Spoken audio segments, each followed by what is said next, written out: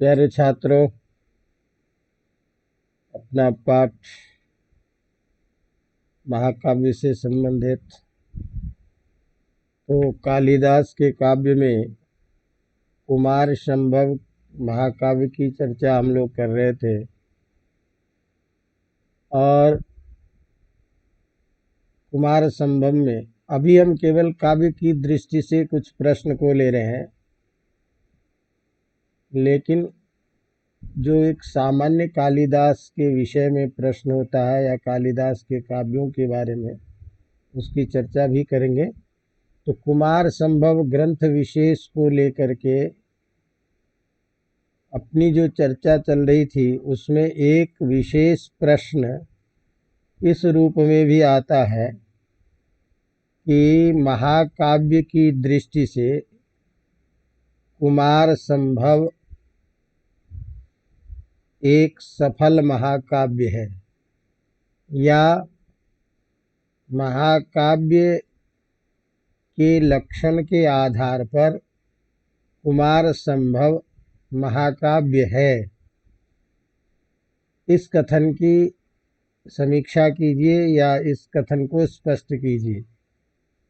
कुमार संभव के महाकाव्य होने में क्या क्या ऐसे कारण हैं या महाकाव्यत्व के लक्षण इसमें किस रूप में है जिसे हम इसे महाकाव्य कहेंगे। ये सामान्य रूप से इसका एक प्रश्न का स्वरूप है। तो संक्षेप में, अत्यंत संक्षेप में, कुमार संभव में महाकाव्यत्व आपको सिद्ध करना है। अवगतम? तो इसी प्रश्न को अपने शब्दों में आपको बताना है। अवगतम? ध्यान दीजिए, कुमार संभव कालिदास की जो प्रतिभा है, कालिदास का जो वैदुष्य है, कालिदास के जो कवित्व शक्ति है, उस कवित्व शक्ति का एक सुंदर निदर्शन है। इसमें जहाँ काव्य के वर्णन की दृष्टि से कवि के रूप में भाव पक्ष और कला पक्ष, जो काव्यगत गुण होने चाहिए, उन दोनों पक्षों का, भाव पक्ष और कला पक्ष दोनों का ही सुंदर समन्वय इस कुमार संभव में देखा जाता है। महाकाव्य की दृष्टि से यदि हम विचार करते हैं तो हम पहले पढ़ चुके हैं कि महाकाव्य में अध्यायों का विभाग सर्ग में होता है। इस दृष्टि से कुमार संभव का भी विभाग सर्गों में ही विभाजित है। अतः सर्गबंधो महाकाव्यम, ये जो महाकाव्य का लक्षण है, यह लक्षण पूर्णतया इसमें घटित होता है। दूसरी बात, जैसे कि हमने आपको सर्गों की संख्या के बारे में बात बताई थी कि एक महाकाव्य में 8 से अधिक सर्ग होने चाहिए।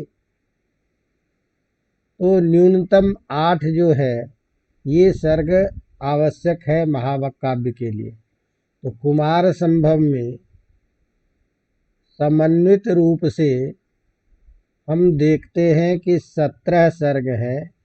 इसीलिए सर्ग की संख्या की दृष्टि से भी महाकाव्य के लक्षण के आधार पर इसमें सर्गों की संख्या देखी जा रही है। दूसरा, महाकाव्य के लक्षण के आधार पर कथानक कैसा होना चाहिए, तो उसमें आपने पढ़ा है कि एक कथानक ऐतिहासिक भी होना चाहिए। तो ऐतिहासिक कथन जो महाकाव्य के लिए एक कथानक के विषय में निश्चित है, तो कुमार संभव का कथानक भी ऐतिहासिक है। ग्रंथ का नाम विषय वस्तु के आधार पर, कथानक के आधार पर होना चाहिए महाकाव्य में। इस दृष्टि से इसका नामकरण विषय वस्तु के आधार पर ही कुमार कार्तिकेय के जन्म के समस्त वर्णन होने के कारण कथानक के आधार पर ही इसका नाम कुमार संभव है।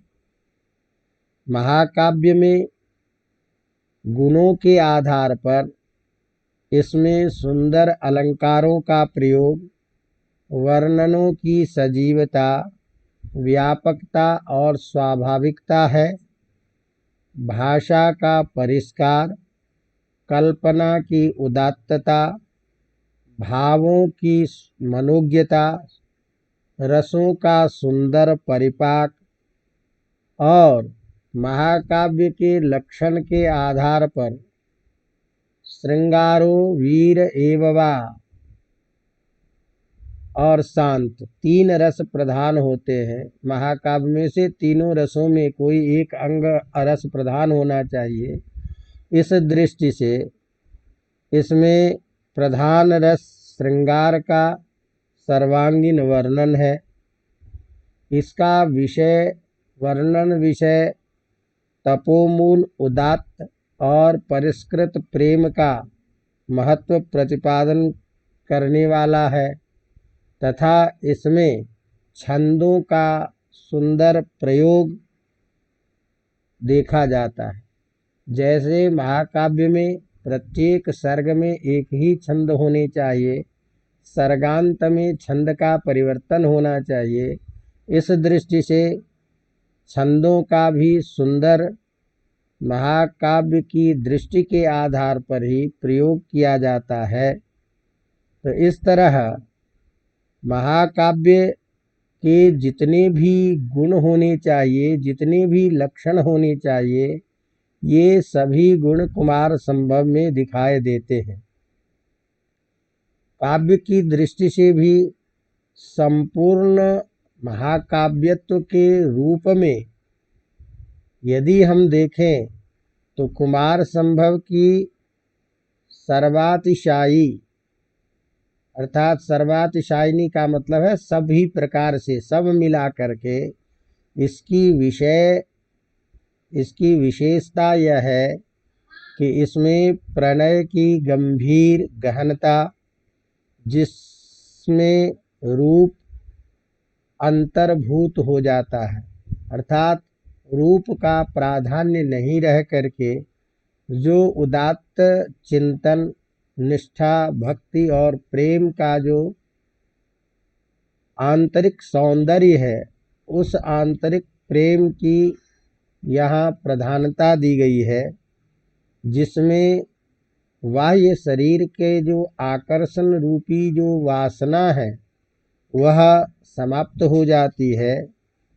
अपने प्रियतम के प्रति अनन्य प्रेम और उसमें अत्यंत निष्ठा, दृढ़ विश्वास आदि का पार्वती के द्वारा किया गया चित्रण भारतीय नारी के उदात्त व्यक्तित्व को चिन्हित एवं अमर संदेश देने में यह कुमार संभव महाकाव्य पूर्ण सफल है।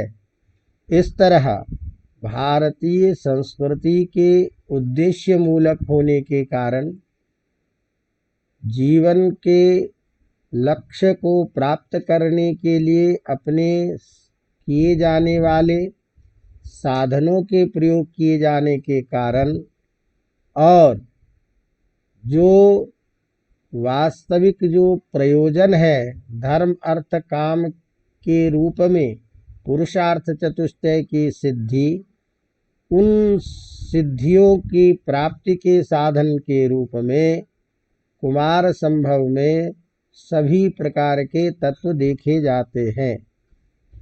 जहाँ वर्णन विषय के क्षेत्र में प्रकृति के सौंदर्य, नदी, सरोवर, पर्वत आदि का वर्णन चित्रण महाकाव्य में होना चाहिए। इस दृष्टि से प्राकृतिक सुंदरताओं का, प्राकृतिक विषयों का, पर्वत का, वृक्ष का, लता का इत्यादि सभी प्राकृतिक विषयों का भी चित्रण सुंदर रूप में देखा जाता है। तो इस प्रकार महाकाव्य के लक्षण के आधार पर नायक की दृष्टि से, नायिका की दृष्टि से, अध्याय विभाग में सर्ग की दृष्टि से, वर्णन के सौष्ठव की दृष्टि से, अलंकार, छंद आदि के प्रयोग की दृष्टि से सब कुछ महाकाव्य के लक्षण के आधार पर ही महाकाव्य के लिए निश्चित जो मानदंड है, उन मानदंडों के आधार पर कुमार संभव में सभी चीजें प्राप्त होती है। अवगतम। तो इस दृष्टि से यह निश्चित कहा जाता है कि कुमार संभव महाकाव्य की दृष्टि से कालिदास का एक सफल महाकाव्य है। 17 सर्गों में विभक्त यह महाकाव्य यद्यपि 8 सर्गों तक कालिदास की रचना है, यह तो निर्विवाद है ही, किंतु संपूर्ण सर्गों के बिना काव्य के संपूर्ण उद्देश्य का समावेश नहीं हो पाता। अतः संपूर्ण 17 सर्गों से युक्त ही महाकाव्य की दृष्टि से सभी पक्षों से समन्वित यह महाकाव्य सुंदर, अलंकृत, उदात्त कथानक से युक्त, मनोहारी प्राकृतिक विषयों के सुंदर वर्णनों से मिश्रित, सुद्देश्य, अपने लक्ष्य की पूर्ति में और समाज को एक भारतीय संस्कृति के अनुरूप में संदेश देने वाले काव्य के रूप में प्रतिष्ठित महाकाव्य माना जाता है। अतः सारांशतः कुमार संभव कालिदास का महाकाव्य की दृष्टि से एक सफल, सुंदर और संस्कृत साहित्य में प्रसिद्ध महाकाव्यों में माना जाता है। अवगतम। तो ये एक छोटा सा प्रश्न था, जिस प्रश्न को हमने रखा आपके सामने। इस तरह से कुमार संभव ग्रंथ विषय से को लेकर के हमने अभी चर्चा की। अब जो कालिदास का जो अपना दूसरा जो अत्यंत प्रसिद्ध और सबसे प्रसिद्ध जो महाकाव्य है, वो रघुवंश महाकाव्य। तो पहले इस रघुवंश महाकाव्य की जो विषय वस्तु है, इसके संक्षिप्त कथानक का ज्ञान आप सबको होना चाहिए। इस दृष्टि से प्रथम हम रघुवंश महाकाव्य के प्रश्नों के रूप में रघुवंश महाकाव्य का संक्षिप्त कथानक आपके सामने रख रहे हैं। अवगतम। जिससे संपूर्ण महाकाव्य में क्या चीज है, इसका वर्णन विषय क्या है, ये पहले आपको समझ में आ जाए। अवगतम। तो जैसे मैंने कहा कि कुमार संभव जो है, ये तो कालिदास की प्रथम महाकाव्य के रूप में रचना है, लेकिन जैसे जैसे कवि काव्य की रचना करता है और उसमें एक प्रौढ़ता आती है, तो उत्तरोत्तर काव्य और अधिक सुंदर बनता है। तो इस दृष्टि से रघुवंश महाकाव्य कालिदास के प्रतिभा के निदर्शन में एक सर्वोत्तम महाकाव्य का उदाहरण है। कवि की प्रतिभा का संपूर्ण परिचय या उनकी वैशिष्ट्य, विद्वता काव्य कला पक्ष की वर्णन शैली आदि समस्त दृष्टि से संपूर्ण महाकाव्य एक अन्यतम श्रेष्ठतम महाकाव्यों में गिना जाता है।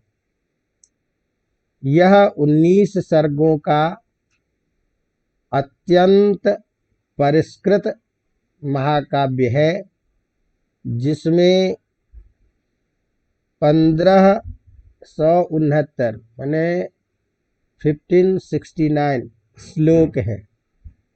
इस महाकाव्य में सूर्यवंश के दिलीप आदि 31 राजाओं का वर्णन है। ध्यान दीजिएगा कि राम के वंश का वर्णन दो मार्गों कह लीजिए या दो परंपराओं से प्रचलित है, इसका ध्यान रखिएगा। तो एक वंश परंपरा जो है वो वाल्मीकि रामायण में प्राप्त होता है और दूसरी जो वंश परंपरा है वो विष्णु पुराण आदि में वर्णित है। तो यहाँ जो रघुवंश है, ये रघुवंश में कालिदास के द्वारा जो रघुकुल का वर्णन किया जा रहा है, जिसमें सूर्यवंश के दिलीप आदि 31 राजाओं का वर्णन है, ये वाल्मीकि रामायण में वर्णित वंशावली या परंपरा से भिन्न ये अन्य पुराणों से लिया गया है। तो इसी सूर्यवंश में राम का आविर्भाव हुआ था। इस महाकाव्य में दिलीप, रघु, अज, दशरथ तथा राम और राम का पुत्र कुश, इन राजाओं का अत्यधिक विस्तार से वर्णन है।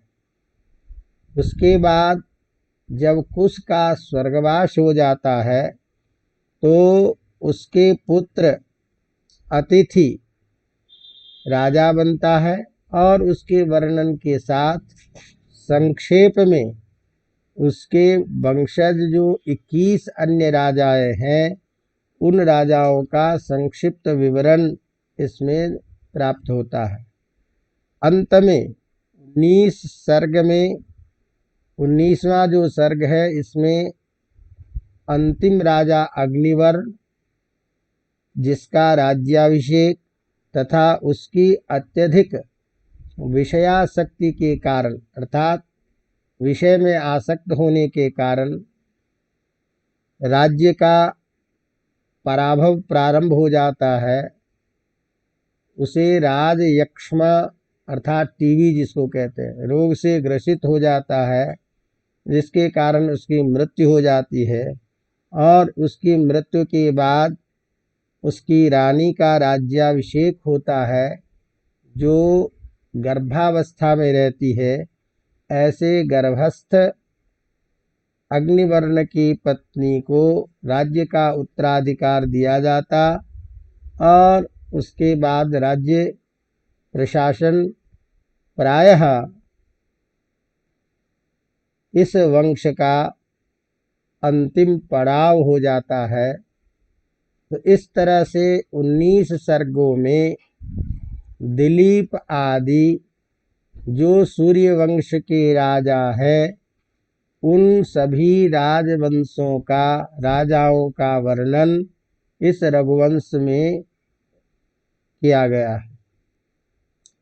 इस महाकाव्य में भारत वंश के एक प्रख्यात राजवंश की प्रगति और पतन दोनों का चित्रण कवि के द्वारा किया गया है, जो राजनीति दर्शन का सुंदर शिक्षाप्रद एक संदेश प्राप्त होता है कि प्रजारंजन अर्थात प्रजा के अनुकूल, प्रजा की प्रसन्नता से ही राजा का उत्कर्ष होता है तथा प्रजा की उपेक्षा करने से उस राज्य का विध्वंस हो जाता है।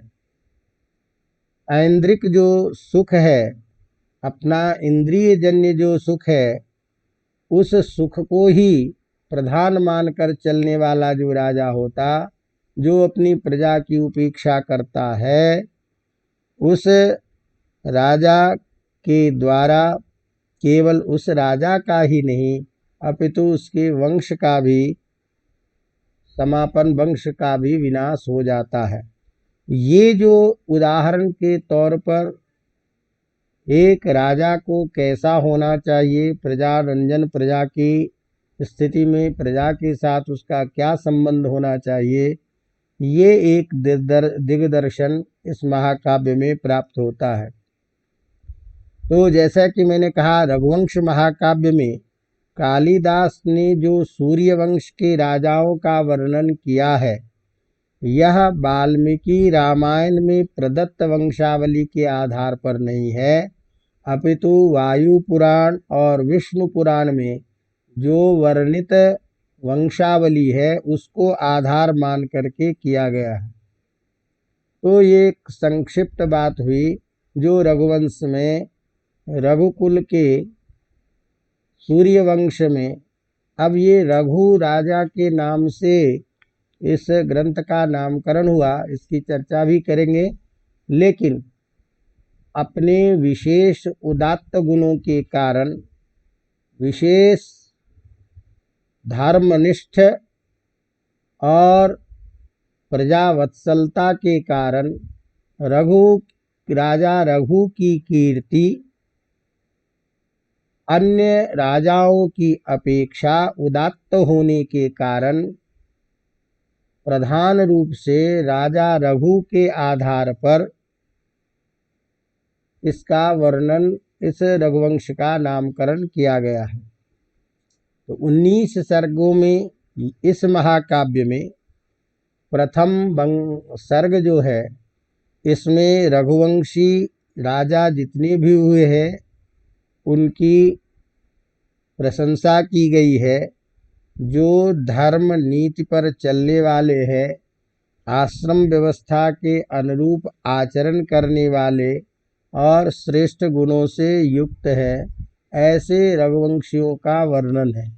आप लोग यदि मूल ग्रंथ को यदि देखें तो बहुत सारी चीज़ें, हम किसी भी परीक्षा के लिए तो वैसे मूल ग्रंथ से ही अध्ययन होता है, जिससे समस्त चीज़ें, लेकिन चूँकि आप लोग जिस परीक्षा को पढ़ रहे हो, पास उसके लिए तैयारी कर रहे हो, उसमें समेकित अध्ययन चाहिए, इसलिए इस दृष्टि से। अन्यथा मूल ग्रंथादि में जब देखते हैं तो कहते हैं, वर्णन करते हुए कहते हैं, शैशवी व्यस्त विद्यानाम यौवने विशेषिणाम वार्धक्ये मुनिवृत्तीनाम योगे नान्ते तनुत्यजाम। रघुकुल के जो राजा थे, उन राजाओं में जो अपने आश्रम व्यवस्था थी, उन आश्रम व्यवस्थाओं का पालन करते हुए राज्य का पालन किया करते थे। तो शैशवे व्यस्त विद्यानाम, शैशवावस्था में ब्रह्मचर्य का पालन करते हुए अध्ययन अध्यापन, यौवने विशेषिणाम, युवावस्था में गृहस्थाश्रम का पालन, और वार्धक्य मुनिवृत्ति नाम, जब प्रौढ़ावस्था आ जाती है तो मुनिवृत्ति के रूप में, और योगे नान्ते तनुत्यजाम, संन्यास आश्रम के द्वारा शरीर के या धर्म कार्य करते हुए शरीर को छोड़ना। इस प्रकार आश्रम धर्म में निष्ठ सभी राजा अपने कर्तव्य का पालन करते थे। तो इसी वंश में प्रथम राजा, जिसे हम मनु कहते हैं, जिसे विवस्वत के नाम से भी जाना जाता है, ये प्रथम राजा इस वंश के माने जाते हैं। जिस वंश में दिलीप राजा हुए और दिलीप की पत्नी सुदक्षिणा, जो संतानहीन होने के कारण, जिनको संतान नहीं था, संतान नहीं होने से अत्यंत दुखी होने के कारण वो अपने गुरु वशिष्ठ के यहाँ जाते हैं और वशिष्ठ से उसका कारण जानकर, और वो कथानक सब अलग बात है, तो वशिष्ठ के द्वारा पुत्र प्राप्ति के लिए कामधेनु की पुत्री जो नंदनी गाय है वशिष्ठ के आश्रम में, उसकी सेवा करने के लिए इस दिलीप को कहते हैं, और ये उसकी सेवा करने के लिए प्रवृत्त होते हैं। तो यहाँ तक का जो वर्णन है ये प्रथम सर्ग में है। तो मूलतः इस मनुवंश में राजा दिलीप को लेकर के कथानक प्रारंभ हो रहा है। तो प्रथम सर्ग के कुछ भाग में दिलीप से पूर्ववर्ती जो राजा थे उनके बारे में, उनकी प्रशंसा, उनके कुलों का उत्कर्ष बताया गया है, और दिलीप के घटनाक्रम को लेकर के प्रथम सर्ग का समापन होता है। द्वितीय सर्ग जो है, इस द्वितीय सर्ग में वशिष्ठ के द्वारा नंदिनी की सेवा करने की आज्ञा को प्राप्त कर राजा दिलीप नंदिनी की सेवा करने लगते हैं।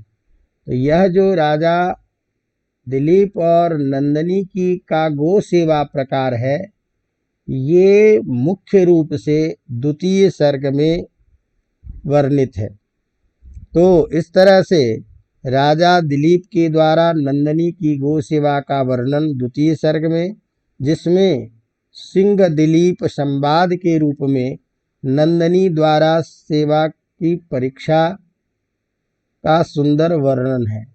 तात्पर्य यह है कि जब राजा दिलीप नंदिनी की सेवा कर रहे हैं तो उनकी सेवा से को परीक्षा लेने के लिए, और इतना सुंदर मनोरम वर्णन रघुवंश में प्राप्त होता है।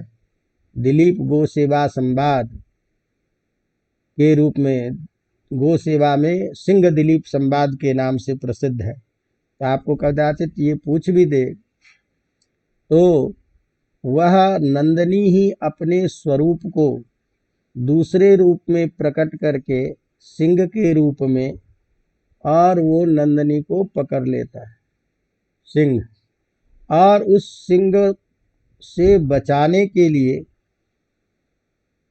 दिलीप प्रयास करते हैं, लेकिन कोई भी प्रयास उनका सफल नहीं हो पा रहा। वो नंदिनी को, वो सिंह को नहीं मार पा रहे हैं। तो इस तरह से उस व्याकुल राजा दिलीप को देख करके सिंह उनसे बात करता है, और वो वर्णन बहुत ही मनोरम और एक सहज जो चित्रण होना चाहिए परस्पर संवाद का, उस संवाद के रूप में अत्यंत उत्कृष्ट है। बहुत संवाद चलता है। सिंह कहता है, अब ये सब ज़्यादा विस्तार हो जाएगा, कि देखिए कि आप मुझे सामान्य मत समझिए कि मैं सामान्य कोई ऐसा सिंह हूँ। मैं यहाँ पर मैं नियुक्त किया गया हूँ। सामने जो देवदारू का वृक्ष है, उस देवदारू की वृक्ष की रक्षा के लिए। ये देवदारू वृक्ष क्या है? तो भगवती पार्वती गौरी ने अपने हाथ से इसको रोपा था, लेकिन किसी जंगली हाथी ने अपने गर्दन खुजलाने के कारण, अपने गर्दन को खुजलाने से इसके चमड़े को उधेड़ दिया। उससे अत्यंत दुखी पार्वती के द्वारा मैं यहाँ नियुक्त हूँ इस देवदार वृक्ष की रक्षा करने के लिए। मैं कौन हूँ पहले आप समझ लीजिए। अमुम पुरः पश्यसि देवदारुम पुत्री कृतौषौ वृषभध्वजेन यो हेमकुंभस्तन निस्सृतेन। भूल रहा हूँ कुछ। फिर आगे कहते हैं कि इसलिए ध्यान दीजिए कौन हूं मैं, अच्छी तरह समझ लो, मैं सामान्य नहीं हूं। कैलाश गौरम वृषमारुक्षो पादार्पणानुग्रह पूत पृष्ठम अवेहि माम किंकरमष्टमूर्ते कुंभोदरम नाम निकुंभ मित्रम। मैं वो हूं। भगवान शंकर की सवारी क्या है? बैल। बैल तो बहुत, पीठ बैल की जो है बहुत ऊंची जगह पे ऊंची है, तो भगवान शंकर कूद के थोड़ी चढ़ते हैं बैल पे। वृषम आरुक्षो, बैल पर चढ़ने की इच्छा से जिस सिंह के पीठ पर पैर रख करके रखने से जिसकी पीठ पवित्र है, ऐसे कुंभोदरम नाम, कुंभोदर नाम का मैं सिंह निकुंभ का मित्र हूं। तो मैं सामान्य नहीं हूं। आप बहुत बड़े प्रतापी राजा होगे। एकातपत्रम जगत प्रभुत्वम नवम वयक्कांतमिदं वपुष्य अल्पस्य हेतुर्बहुहातमिच्छन् विचार मूढ़ प्रतिभासी में तम। हे राजन, एक छोटी सी इस नंदनी के लिए आप अपनी अवस्था भी नहीं देखते। आप ऊंचे कुल के राजा हो, एक गाय क्या कितनी गाय आपको मिल जाएगी, आप क्यों इस गाय के पीछे पड़े हो? और यदि इसीलिए एक छोटी सी गाय के लिए अपने प्राण की आहुति देने के लिए तैयार दिखाई दे रहे हो, मुझे तो आपके जैसा और कोई मूर्ख दूसरा दिखता नहीं। विचार मूढ़ प्रतिभा से में तुम, विचार मूढ़ आप मालूम हो रहे हो। अच्छी तरह समझ लो कि वायु का वेग जो वृक्ष को जड़ से उखाड़ करके फेंकने में समर्थ भले ही क्यों न हो, लेकिन वही वायु का वेग जब पर्वत से टकराता है तो पर्वत का कुछ नहीं बिगड़ता, खुद ही मूर्छित होकर के वापस लौट जाता है। इसी तरह से आप बहुत बड़े प्रतापी राजा होगे, हमारे ऊपर में आपका चलाया गया बाण सब बेकार चला जाएगा। इसीलिए हे राजन, अलम महीपाल तव श्रमेण प्रयुक्तमप्यस्त्रमितो वृथा स्यात् न पादपोन्मूलन शक्तिरंगा शिलोच्चये मूर्छति मारुतस्य। हे राजन, आपका श्रम करना बेकार है, क्यों परेशान हो रहे हो इत्यादि। ये प्रसंगवश आप लोगों को कुछ कह दिया। तो इस तरह से सिंह और दिलीप का जो मनोरम जो संवाद है, वह संवाद इसमें वर्णित है। अंत में राजा दिलीप जब ये देखते हैं ये मानने वाला नहीं है, तो कहते हैं कि देखिए, आप बहुत भूखे हो, इसीलिए इस नंदनी को मारने के लिए खाने के लिए आज गए हो। ऐसा कीजिए कि आप मुझे खा करके अपनी सुधा की निवृत्ति कर लीजिए, इस नंदनी को मत मारिए। राजा दिलीप के इस प्रकार के कहने पर नंदनी के प्रति भक्ति को देख करके वह सिंह पुनः प्रसन्न होता और नंदनी के रूप में ही उन्हें आशीर्वाद मिलता है, जाओ तुम्हें पुत्र की प्राप्ति होगी। इस प्रकार जो ये सिंह दिलीप संवाद है, जो गो सेवा प्रकार है, ये रघुवंश के द्वितीय सर्ग में वर्णित है।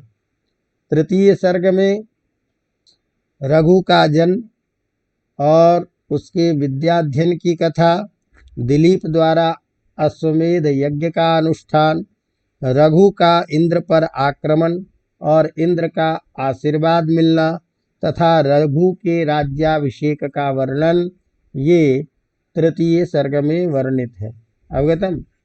चतुर्थ सर्ग में रघु की दिग्विजय की यात्रा का वर्णन, पांचवें सर्ग में रघु से संबद्ध अनेक राजाओं का वर्णन, और इसी सर्ग में ध्यान रखिएगा, कुछ सर्ग के आधार पर भी प्रश्न पूछ देता है, रघु और कौत्स का संवाद। तो इसी सर्ग में कौत्स की उदारता की परीक्षा लेने के लिए, नहीं, रघु की उदारता की परीक्षा लेने के लिए वरतंतु के शिष्य कौत्स रघु के पास में आते हैं और यज्ञ में दक्षिणा देने के लिए 14,000 स्वर्ण मुद्राएं मांगते हैं। अब ये रघु जो है सर्वस्व दान कर चुके होते हैं। ऐसी स्थिति में कुछ देने को नहीं रहता। अंततः वह कुबेर पर आक्रमण करते हैं और वहां से प्राप्त धन को ला करके देते हैं। इस प्रकार रघु के द्वारा किए गए इस उदात्त कार्य से कौत्स प्रसन्न होता है। तो ब्रह्मचारी कौत्स द्वारा अपने गुरु वरतंतु को दक्षिणा देने के लिए 14 करोड़ स्वर्ण मुद्राएं याचना करना तथा इसी प्रसंग में रघु कौत्स संवाद का अत्यंत मनोरम वर्णन है। दक्षिणा पाकर कौत्स द्वारा पुत्र प्राप्ति का आशीर्वाद और फिर रघु से अज के जन्म की कथा और उसके प्रतापी होने का वर्णन इस पंचम सर्ग में है। इसी तरह रघुवंश का छठम सर्ग जो है वो अत्यंत प्रसिद्ध है, जिसमें इंदुमती स्वयंवर वर्णन। तो इंदुमती और राजा रघु के स्वयंवर की कथा इस सर्ग में वर्णित है। इसीलिए यह सर्ग इंदुमती स्वयंवर वर्णन के नाम से भी प्रसिद्ध है। तो विदर्भ राज के राजा भोज के द्वारा अपनी बहन इंदुमती के स्वयंवर में राजा रघु को बुलाया जाता है और राजा रघु स्वयं न जा करके अपने पुत्र अज को उस स्वयंवर में भेजते हैं। और अज का सौंदर्य इतना है, जिस सौंदर्य को देख करके समस्त देवता लोग भी मोहित हो रहे होते हैं और अज के गुणों को इंदुमती की परिचारिका के द्वारा, प्रतिहारी के द्वारा इंदुमती को बताया जाता है और इंदुमती उसके गुणों से आकृष्ट होती है तथा उस स्वयंवर में अनेक राजाओं के रहने पर भी उनके गुणों और अपनी अद्भुत विलक्षण प्रतिभा के कारण इंदुमती अज को वरण करती है। तो इस तरह से अज को पहचान लेने का और इंदुमती स्वयंवर का वर्णन इस सर्ग में है। सप्तम सर्ग में अज एवं इंदुमती का विवाह, अष्टम सर्ग में दशरथ का जन्म, इंदुमती की असामयिक मृत्यु हो जाती है जिसके कारण अज का विलाप, और फिर वशिष्ठ ऋषि के द्वारा अज को सांत्वना देने और उनके पुत्र के प्रति अज की दृष्टि को ला करके उनके रक्षणार्थ उपदेश देने से वो शांत होते हैं। नवम सर्ग में इसी तरह से अष्टम सर्ग में अज विलाप का वर्णन बहुत प्रसिद्ध वर्णन है। नवम सर्ग में दशरथ का आखेट वर्णन, शिकार खेलने जाना, जिसमें मुनि के पुत्र श्रवण कुमार की मृत्यु दशरथ के बाणों से हो जाती है। मुनि के द्वारा दशरथ को पुत्र के वियोग में मृत्यु का श्राप देने का वर्णन है। दसम सर्ग में दशरथ के द्वारा पुत्रेष्टि यज्ञ, राम आदि चारों भाइयों का जन्म और देवताओं द्वारा भगवान की विष्णु की सुंदर स्तुति का वर्णन। 11वें सर्ग में सीता स्वयंवर, राम आदि चारों भाइयों का विवाह, परशुराम के साथ संवाद का वर्णन है। 12वें सर्ग में राम का वनवास, सीता हरण, युद्ध और रावण की कथा का वर्णन है, रावण वध की कथा का वर्णन है तथा सर्गांत में पुष्पक विमान से राम को अयोध्या प्रस्थान करने की सूचना दी गई है। त्रयोदश सर्ग में 13वें सर्ग में राम की अयोध्या लौटते समय यात्रा का वर्णन, सर्ग के अंत में सभी भाइयों का परस्पर मिलने का संकेत प्राप्त होता है। और परस्पर मिलने का संकेत वर्णन है। 14वें सर्ग में राम का राज्याभिषेक, सीता का परित्याग का वर्णन है। 15वें सर्ग में शत्रुघ्न द्वारा लवणासुर का वध, कुश और लव का जन्म, शंबुक का वध, राम के यज्ञ में कुश और लव के द्वारा रामायण का गान, सीता का पाताल प्रवेश, राम द्वारा कुश को कुशावती नगरी और लव को शरावती नगरी का राज्य देकर स्वर्ग जाने का वर्णन है। अर्थात लव कुश को अलग अलग राज्य का उत्तराधिकारी बनाया जाता है। 17वें सर्ग में कुमुदवती से कुश का अतिथि नामक पुत्र का वर्णन, युद्ध में कुश के मारे जाने पर कुमुदवती का सती होना और अतिथि का राज्याभिषेक वर्णन है। 18वें सर्ग में अतिथि के बाद अनेक रघुकुल के रघुवंशी राजाओं का अत्यंत संक्षिप्त विवरण है।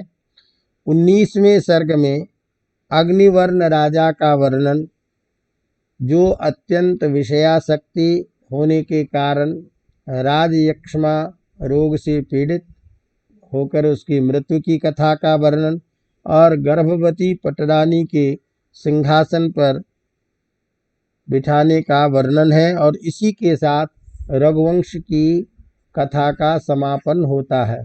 तो इस तरह से संपूर्ण यह रघुवंश महाकाव्य, जो वायु पुराण और विष्णु पुराण में प्रचलित परंपरा है कि सूर्यवंश के प्रथम राजा मनु और अंतिम जो शासक अग्निवर्ण, यहाँ तक के संपूर्ण कथानकों का वर्णन है, जिसमें दिलीप, अज, रघु, राम, दशरथ, इन सब और लवकुश, इनका तो अत्यंत विस्तार से वर्णन है। बाकी अन्य राजाओं के संक्षिप्त विवरण का कुश के साथ में संपूर्ण रघुकुल के राजाओं का इसमें चरित्र चित्रण, उनके कार्य व्यवहार और उनके आदर्शों की चर्चा की गई है। अवगतम, ये एक संक्षिप्त कथानक। अब इसी दृष्टि से जैसे आपने कुमार संभव के बारे में एक प्रश्न को ध्यान रखा, इसी दृष्टि से इस रघुवंश महाकाव्य के बारे में भी एक प्रश्न रहता है कि रघुवंश महाकाव्य के मानदंडों के संदर्भ में रघुवंश की समीक्षा कीजिए। रघुवंश एक महाकाव्य है, इस कथन का विवेचन कीजिए, या महाकाव्य की दृष्टि से रघुवंश के वैशिष्ट्य का प्रतिपादन कीजिए। ये सारे प्रश्न इस तरह से आपस में एक दूसरे भाव में, एक दूसरे शब्दों में हो सकते हैं, जिसको आधार मान करके तो रघुवंश महाकाव्य की विशेषता, काव्यगत गुणों का विवेचन, ये मूल तात्पर्य है। तो रघुवंश कालिदास की सर्वोत्कृष्ट कृति है, जो महाकाव्य के सभी लक्षणों विशेषताओं से युक्त है। यह कालिदास की प्रतिभा का अन्यतम उदाहरण है। इसमें जहाँ एक ओर भावों का सौंदर्य है, तो दूसरी ओर कलात्मकता का चमत्कार, जहाँ भाषा प्रसाद और माधुर्य गुणों से ओतप्रोत है, वहीं अलंकारों का अनुपम समन्वय है। महाकाव्य की दृष्टि से रघुवंश में महाकाव्य के सभी लक्षण घटित होते हैं। महाकाव्य के लक्षण के अनुसार इसका कथानक भी इतिहास प्रसिद्ध है, जो वायु पुराण, विष्णु पुराण आदि में प्रसिद्ध है।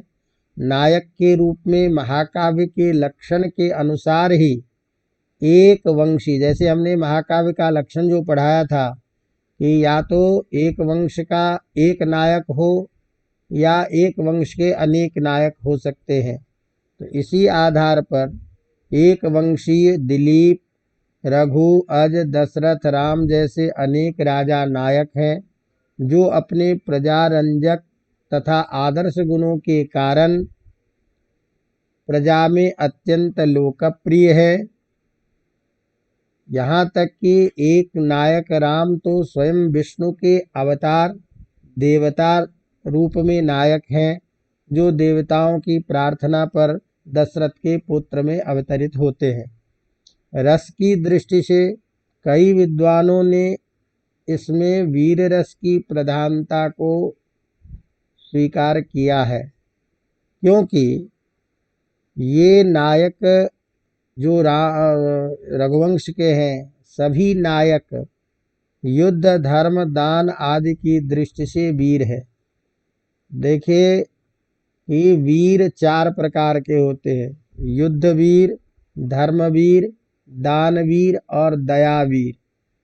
तो चारों प्रकार के वीर का जो लक्षण है वो इन सभी नायकों में प्राप्त होता है, और उसके आधार पर इसमें वीर रस प्रधान है, क्योंकि तदनुकूल सभी कार्य करते हैं। धर्म की उत्कृष्टता पे जब पहुँचते हैं, दया की उत्कृष्टता पर सभी है।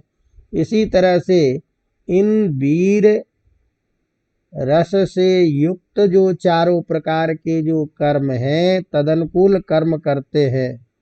इसीलिए ये वीर रस प्रधान काव्य है, ऐसा लोगों का, अन्य बहुतों का कहना है। किंतु विचार करने पर ध्यान ये रखना है कि कवि जो है उसका मुख्य उद्देश्य संसार की असारता को दिखाना है, क्योंकि अंततः सब कुछ नष्ट हो जाना, स्वर्ग में जाना और संसार के प्रति कर्तव्य कर्म को करते हुए अपने मूल लक्ष्य को प्राप्त कराना, यही उदात्त दृष्टि कवियों की देखी गई है। अतः कवि का मुख्य उद्देश्य संसार की असारता को दिखाना है। सभी सूर्यवंशी राजा मोक्ष प्राप्ति के लिए उत्सुक और प्रयत्नशील दिखाई देते हैं। रघुवंश के अंतिम अवसान काल में अग्निवर्ण के द्वारा कवि ने असारता का प्रतिपादन विशेष रूप से किया है। अतः राजाओं के वर्णन में कालिदास ने यथार्थ और आदर्श दोनों पक्षों पर पूर्ण रूप से बल दिया है। अनेक राजाओं के चित्रण में कवि का मुख्य उद्देश्य शांत रस की उद्भावना में दिखाई देता है, जिसके अंग रस के रूप में चाहे रघु की दिग्विजय की वीर गाथा हो, राम का विजय हो, श्रृंगार के विवेचन में अज और इंदुमती के प्रेम का वर्णन हो, अग्निपुर वर्ण का अंतापुर का वर्णन, करुण रस में अज विलाप, सीता परित्याग आदि रसों का वर्णन किया गया है, जो एक अंग रस है, और अंगी रस शांत रस है। इसी तरह महाभारत में जैसे अंगी रस शांत रस माने जाते हैं प्रधान, उसी तरह से इस रघुवंश का अंगी रस शांत रस ही है। लेकिन हमें ये ध्यान रखना है कि विद्वानों के इसमें 2 मत प्रचलित हैं। तो एक तो वीर रस अंगी रस है, जो कुछ विद्वानों का मत है। वस्तुतः इसमें शांत रस प्रधान, ये अधिक विद्वानों का मंतव्य है। अवगतम। तो इस तरह से यह शांत रस प्रधान। तो महाकाव्य के लक्षण के आधार पर श्रृंगार वीर शांत, इन 3 रसों में कोई एक रस ही अंगी रस होना चाहिए, बाकी रस उनके अंगभूत होते हैं। तो इस दृष्टि से भी महाकाव्यत्व का इसमें गुण है। छंद अलंकारों की दृष्टि से महाकाव्योचित सर्गों में एक ही छंद है, एवं सर्गांत में परिवर्तित छंदों का प्रयोग विभिन्न अलंकारों का सुंदर समन्वय है। महाकाव्य की दृष्टि से महाकाव्य के अनुरूप ही अनेक वर्णन रघुवंश में यथास्थान प्रयुक्त हैं, जो औचित्य के मर्यादा के अनुसार है। जैसे दिलीप की गो सेवा द्वितीय सर्ग में, दिग्विजय वर्णन 9वें सर्ग में, स्वयंवर वर्णन 6ठे सर्ग में, वसंत का वर्णन 9वें सर्ग में, विष्णु की स्तुति 10वें सर्ग में, समुद्र का वर्णन 13वें सर्ग में, नगर का वर्णन 16वें सर्ग में, अंतःपुर विहार सर्ग 19वें में।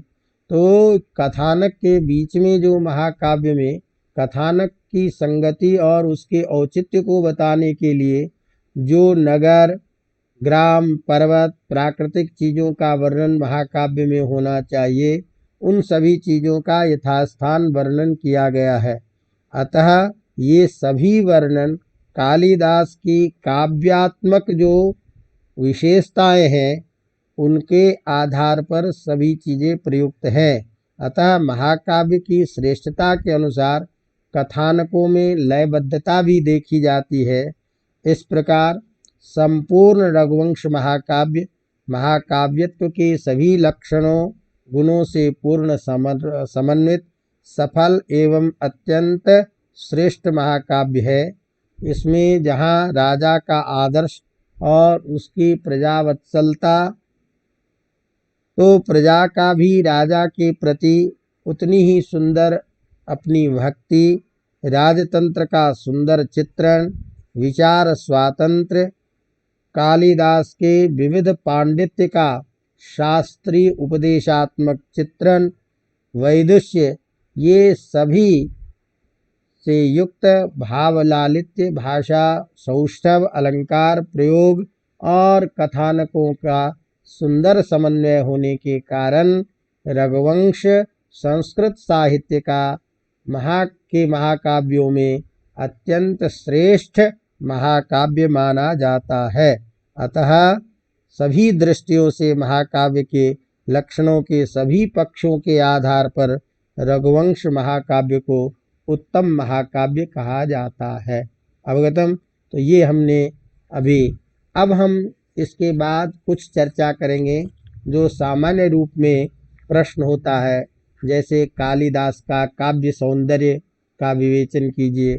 उपमा कालिदासस्य, इस सूक्त के आधार पर काव्यगत या कालिदास के प्रयोग की स्थिति या प्रयोग के बारे में सौंदर्य या प्रयोग की मधुरता की समीक्षा कीजिए। ऐसे कुछ जो प्रश्न हैं उनको लेकर के पुनः उपस्थित होंगे और आप सब इसको बार बार सुनिए और अपनी भाषा में इसको अपने शब्दों में लिखने का ज़रूर प्रयास कीजिए, क्योंकि यहाँ केवल मैं आपको लिखा तो नहीं रहा हूँ जो कुछ शब्दों में ही लिखा हूँ। तो चूँकि बहुत सारी चीज़ें होती है जिसको आपको समेकित रूप में अपनी भाषा में करना है, लेकिन वो तभी होगा जब आप पाठ को निरंतर सुनेंगे और इस पाठ की उपयोगिता, इसका विस्तार, ये सब और इसकी प्रतिक्रिया, ये सब करते हुए अपने पाठ को आगे के छात्रों में भी बढ़ाएं और अपने चैनल को भी आगे करें ताकि अधिक से अधिक छात्र को ये लाभ हो सके और अपना प्रयास सार्थक हो। तो ये सब देखिएगा, फिर आगे के प्रश्नों के साथ में हम आपसे चर्चा करेंगे। धन्यवाद।